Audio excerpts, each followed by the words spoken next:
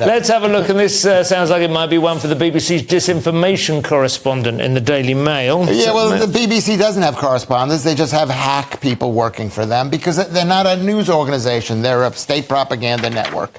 And the BBC boss is under pressure to explain why the news report, which is quote-unquote news report, because it's not news, it's state propaganda, about a convicted pedophile who was sent sexual messages to a 14-year-old boy was edited to remove any mention that he was a drag queen, his drag queen career. Yeah. So he was a bad guy.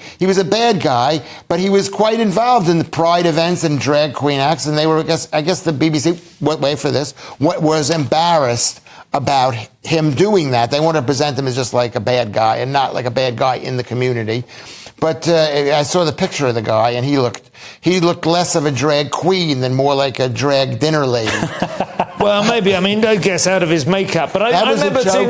Yeah, I know. I get it. I remember seeing the initial. I remember seeing the initial column, and it did have all that. That's the point. It had all that detail in, and then they removed it, and people monitored it, and gradually, little by little, all of this kind of stuff, which might have been used in order to cast doubt on the acceptability of the drag queen story hour and so on. I mean, did you follow this? Yes, I did, and it's exactly that. And the trouble with this and the BBC doing this is that deception makes you wonder what else they're hiding. There was no need to be deceptive about that, because nobody thinks that every drag queen is a paedophile. No. I do not think there should be drag queen story hour. I'm not. When it's overly sexualised with young children, I'm put off by that. However, I don't think that every drag queen is some sort of pervert. But now this has created the famous Streisand effect, hasn't it? And attracted much more attention, which is obviously Streisand being a popular figure lampooned in drag.